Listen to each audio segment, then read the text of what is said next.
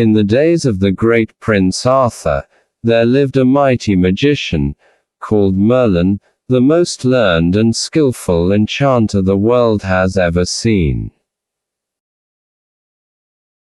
This famous magician, who could take any form he pleased, was traveling about as a poor beggar, and being very tired, he stopped at the cottage of a plowman to rest himself, and asked for some food. The countryman bade him welcome, and his wife, who was a very good-hearted woman, soon brought him some milk in a wooden bowl, and some coarse brown bread on a platter. Merlin was much pleased with the kindness of the plowman and his wife, but he could not help noticing that though everything was neat and comfortable in the cottage, they seemed both to be very unhappy. He therefore asked them why they were so melancholy, and learned that they were miserable because they had no children. The poor woman said, with tears in her eyes, "I should be the happiest creature in the world if I had a son. Although he was no bigger than my husband's thumb, I would be satisfied." Merlin was so much amused with the idea of a boy no bigger than a man's thumb, that he determined to grant the poor woman's wish. Accordingly, in a short time after, the plowman's wife had a son, who, wonderful to relate, was not a bit bigger than his father's thumb. The queen of the fairies, wishing to see the little fellow, came in at the window while the mother was sitting up in the bed admiring him. The queen kissed the child, and, giving it the name of Tom Thumb, sent for some of the fairies, who dressed her little godson according to her orders. An oak leaf hat he had for his crown, his shirt of web by spiders spun, with jacket wove of thistles down, his trousers were of feathers done. His stockings, of apple rind, they tie with eyelash from his mother's eye. His shoes were made of mouse's skin, tanned with the downy hair within. Tom never grew any larger than his father's thumb, which was only of ordinary size, but as he got older he became very cunning and full of tricks. When he was old enough to play with the boys, and had lost all his own cherry stones, he used to creep into the bags of his playfellows, fill his pockets, and, getting out without their noticing him, would again join in the game. One day, however, as he was coming out of a bag of cherry stones, where he had been stealing as usual, the boy to whom it belonged chanced to see him. "Ah, my little Tommy," said the boy, "so I have caught you stealing my cherry stones at last, and you shall be rewarded for your thievish tricks."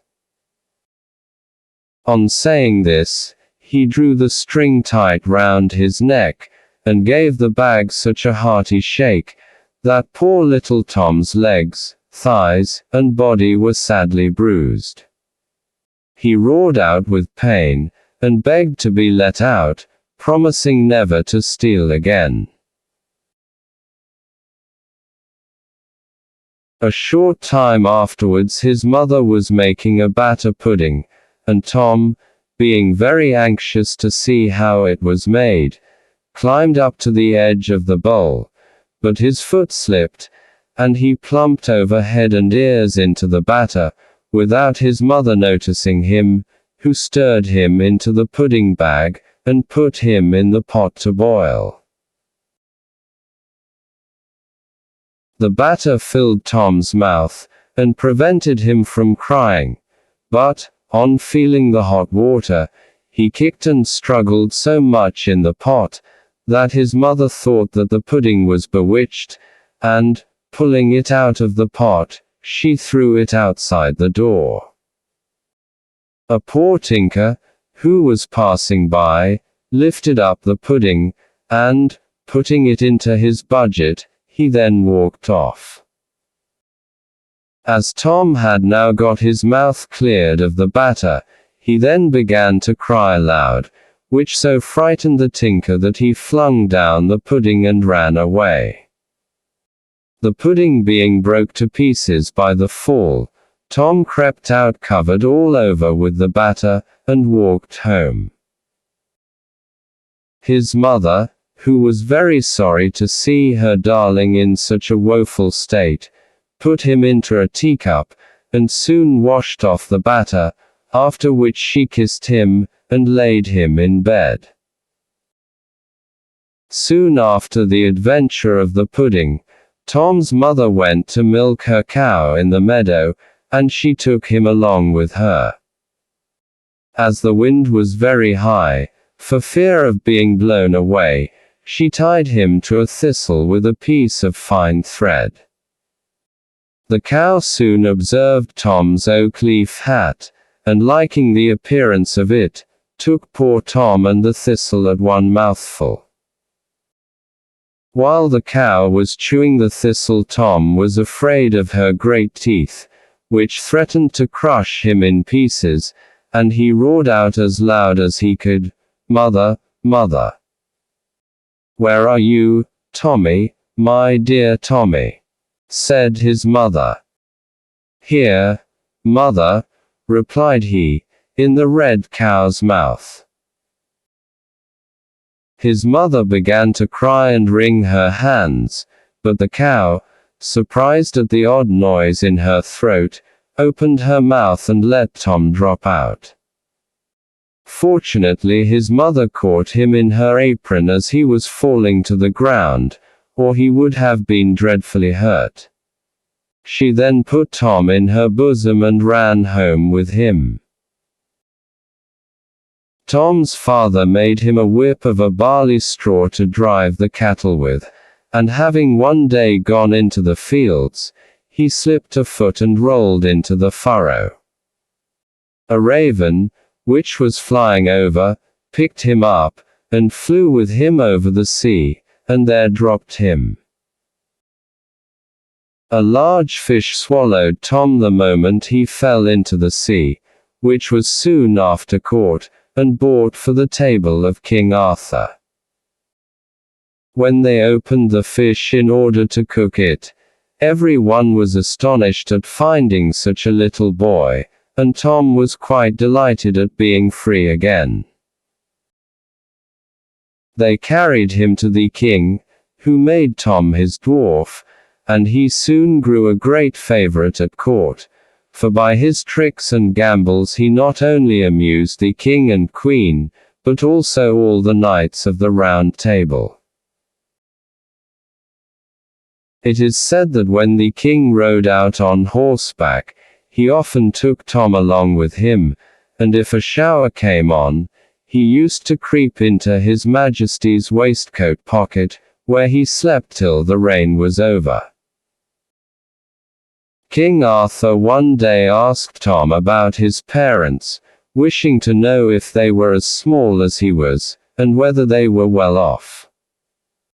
Tom told the king that his father and mother were as tall as anybody about the court, but in rather poor circumstances.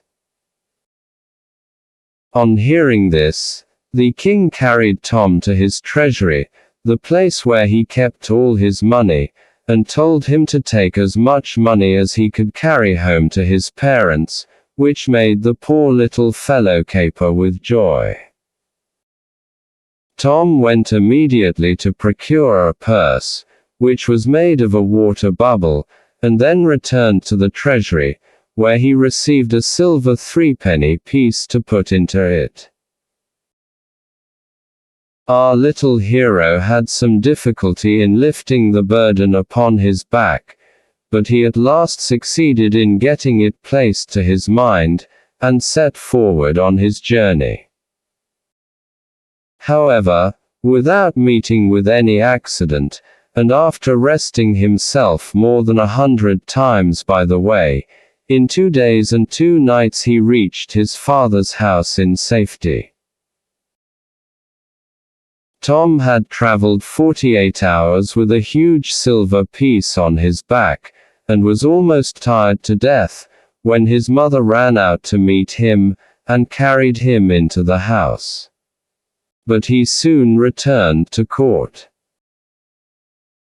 As Tom's clothes had suffered much in the batter pudding, and the inside of the fish, His Majesty ordered him a new suit of clothes, and to be mounted as a knight on a mouse.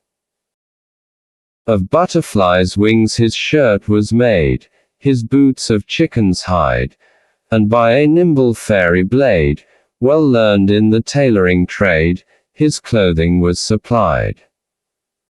A needle dangled by his side, a dapper mouse he used to ride, thus strutted Tom in stately pride. It was certainly very diverting to see Tom in this dress and mounted on the mouse, as he rode out a-hunting with the king and nobility, who were all ready to expire with laughter at Tom and his fine prancing charger. The king was so charmed with his address that he ordered a little chair to be made, in order that Tom might sit upon his table, and also a palace of gold, a span high, with a door an inch wide, to live in. He also gave him a coach, drawn by 6 small mice.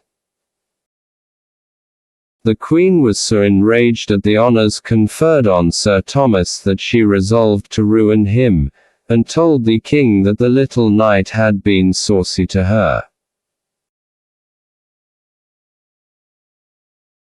The king sent for Tom in great haste, but being fully aware of the danger of royal anger, he crept into an empty snail shell, where he lay for a long time until he was almost starved with hunger, but at last he ventured to peep out, and seeing a fine large butterfly on the ground, near the place of his concealment, he got close to it and jumping astride on it, was carried up into the air.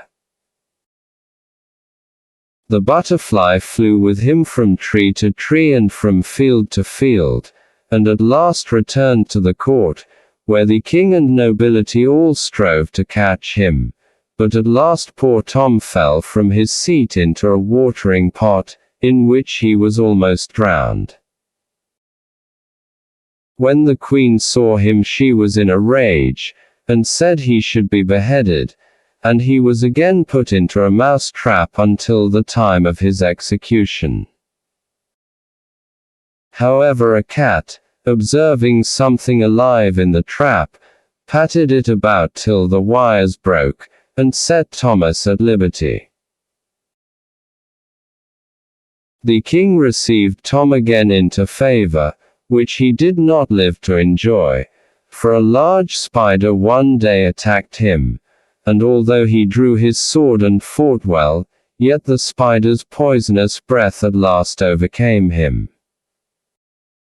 He fell dead on the ground where he stood, and the spider sucked every drop of his blood.